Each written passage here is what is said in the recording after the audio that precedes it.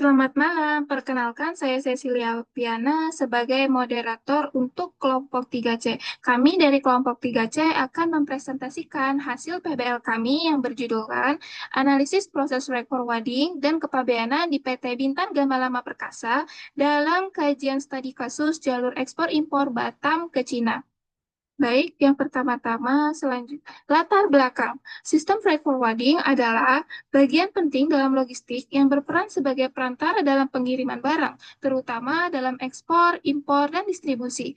Freight forwarding mengatur pengiriman menggunakan berbagai moda transportasi, mengelola proses dari pengumpulan hingga pengantaran akhir.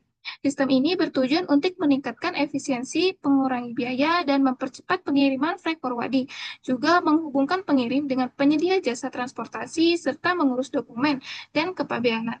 Sistem informasi dalam freight forwarding ini mendukung sekali ya dalam pengolahan data, pengambilan keputusan dalam rantai pasok secara keseluruhan. Freight forwarding merupakan bagian dari sistem logistik yang lebih luas yang menyeimbangkan supply dan demand dan mengelola biaya untuk memberi nilai tambah bagi perusahaan dan ekonomi. Selanjutnya ada metode riset. Laporan ini menggunakan metode kualitatif, deskriptif untuk menggambarkan secara sistematis dan akurat di lapangan serta hubungan antar fenomena. Pendekatan ini diperoleh agar dapat memahami secara mendalam proses logistik dan kepabeanan di PT Bintang Gamalama Perkasa, termasuk aspek komunikasi, koordinasi, dan strategi layanan perusahaan. Satu, wawancara langsung. Penulis dan tim melakukan wawancara langsung dengan staf yang terlibat dalam proses ekspor dan impor.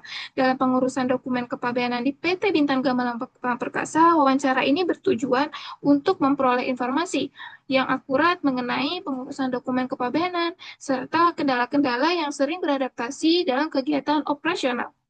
Yang kedua, studi dokumen ini dilakukan dengan cara mengkaji company profile resmi PT Bintang Gamalama Perkasa guna memahami struktur organisasi, visi atau misi perusahaan, jenis layanan yang ditawarkan, serta cakupan mitra dan klien yang telah ditangani.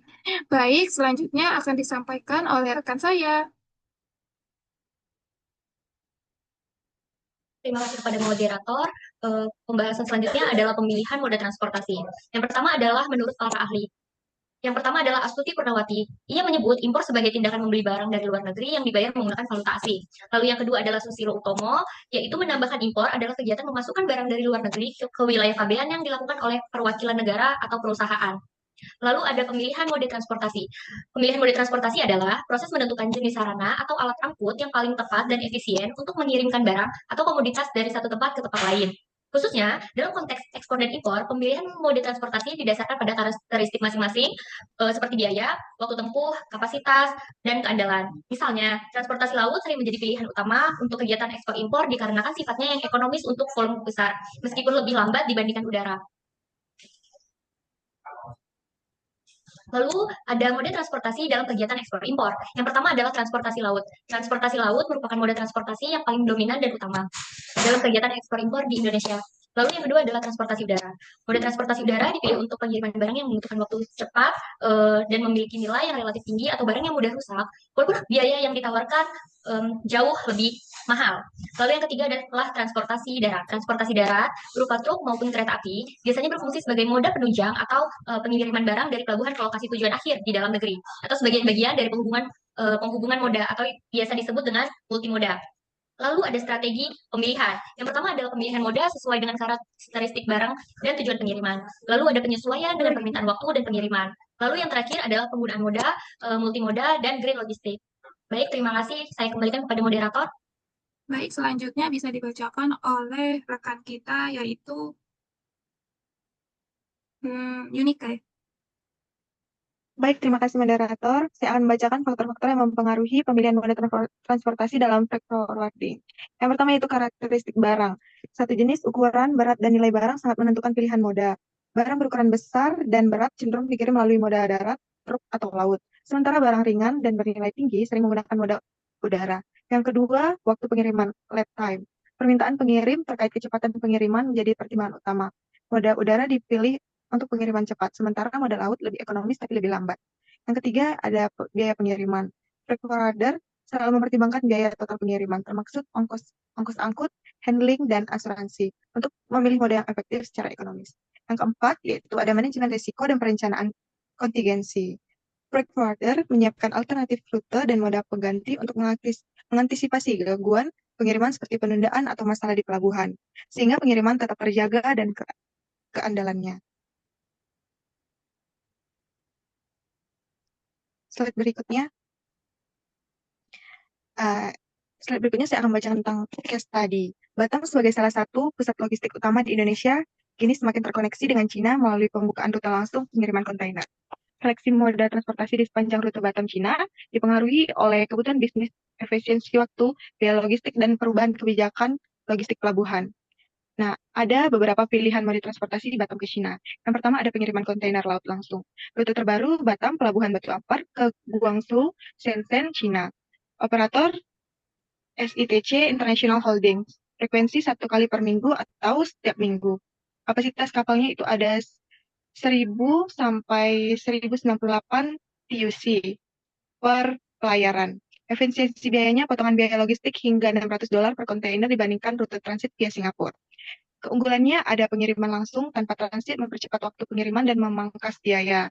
Ada juga menyederhanakan proses ekspor impor dan menurunkan risiko keterlambatan akibat transmen. Selanjutnya. Yang kedua, itu ada transit via Singapura. Rutenya Batam, Singapura, Cina. Kelemahannya biaya logistik lebih tinggi karena adanya biaya transshipment di Singapura. Waktu pengirimannya lebih lama karena adanya eight handling di Singapura.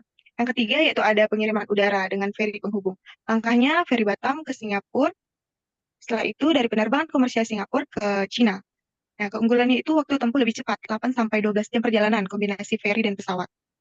Biayanya jauh lebih mahal dibandingkan laut, hanya cocok untuk kargo bernilai tinggi atau kebutuhan mendesak. Nah, di sini ada faktor-faktor penentuan pemilihan moda. Faktor biaya itu yang untuk pengiriman laut langsung itu adalah yang termurah, via Singapura lebih mahal karena transit, via udara Singapura sangat mahal. Faktor waktu, pengiriman laut langsung, efisiensi bulk, via Singapura lebih lama, udara via Singapura paling cepat. Nah, yang ketiga ada faktor kapasitas, pengiriman laut langsung tinggi karena hingga 1000 TUC. Via Singapura tinggi, udara via Singapura rendah. Faktor praktis tanpa transit, pengiriman laut langsung itu ya, via Singapura tidak. Udara via Singapura tergantung rute. Faktor target barang, pengiriman laut langsung, general cargo bulk, via Singapura semua jenis, udara via Singapura high value, urgent goods. Dan yang terakhir ada pengaruh kebijakan. Pengiriman laut langsung sangat didukung pemerintah. Sementara via Singapura netral dan udara via Singapura netral juga. Dan yang terakhir ada studi kasus nyata Batam Cina Direct Shipping. Itu inisiatif baru yang tahun 2024, rute langsung dari Batu Ampar ke Guangzhou, Shenzhen diinisiasi untuk transformasi Batam sebagai hubungan logistik internasional berdasarkan arahan Presiden Jokowi. Manfaat nyatanya itu ada 5 eksportir Batam langsung menggunakan layanan ini pada pengiriman perdana. Ada juga misi jangka panjang, menarik lebih banyak perusahaan untuk pemanfaatan rute sehingga Batam menargetkan kapasitas 2 juta TUC per tahun. Pengurangan birokrasi dan layanan pelabuhan yang lebih mudah. Oke, sekian saja yang dapat saya jelaskan. Saya kembalikan ke moderator. Terima kasih. Baik, terima kasih untuk Yunike. Selanjutnya akan dilanjutkan oleh Muhammad Fadil. Waktu dan tempat dipersilahkan. Baik, terima kasih kepada moderator. Terima kasih atas waktu yang telah diberikan. Kali ini saya akan menjelaskan tentang peran asuransi dalam melindungi operasional pengiriman barang.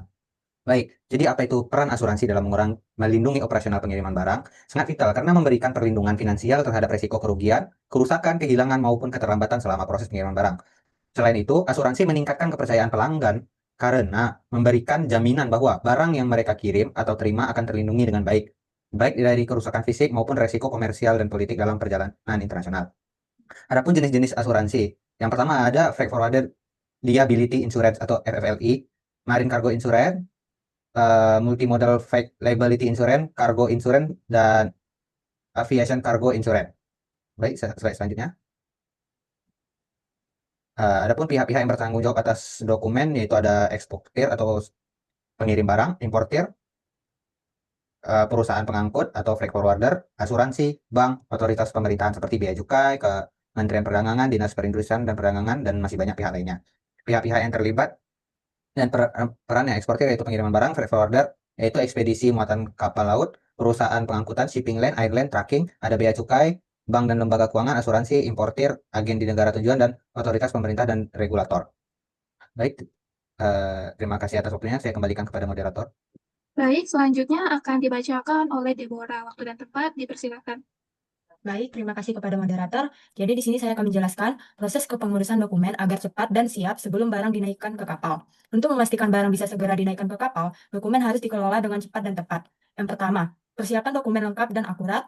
Yang kedua, pendaftaran dan pengisian PIB secara online. Yang ketiga, koordinasi dengan freight forwarder dan perusahaan pengangkutan. Yang keempat, pemeriksaan dan persetujuan bea cukai. Lalu yang terakhir, penerbitan bill of lading. Selanjutnya, isi pendahuluan di sini adalah tentang kepabeanan adalah proses pengawasan dan pengendalian lalu lintas barang masuk dan keluar daerah pabean serta pemungutan biaya sesuai hukum. Tujuannya adalah memastikan kepatuhan hukum, termasuk pembayaran pajak dan mencegah barang ilegal. Importir dan eksportir wajib mengurus dokumen seperti PIB dan PEB, namun dapat dikuasakan kepada PPJK yang bersertifikat. Proses ini juga mencakup pemeriksaan fisik barang di kawasan pabean seperti pelabuhan dan bandara. Penggunaan teknologi seperti sistem PDM mendukung kelancaran dan transparansi kepabeanan. Adapun alur dalam proses ekspor rute Batam Cina, yang pertama, alur dan prosedur ekspor dari Batam ke Cina. Adapun persiapan dokumennya, pemberitahuan ekspor barang atau PIB BC 3.0, lalu invoice, packing list, dan dokumen pelengkap. Yang terakhir, surat keterangan asal barang atau Certificate of Origin bila diperlukan. Yang kedua, proses ekspor. Proses ekspor ada pemberitahuan ke bea cukai, lalu verifikasi dan pemeriksaan, lalu persetujuan ekspor, lalu pemuatan dan pengiriman, dan yang terakhir, tracking dan pelaporan. Sekian presentasi dari saya kembalikan kepada moderator. Terima kasih. Baik, untuk terakhir kita sambut rekan kita, ada Anggi. Waktu dan tempat dipersilakan.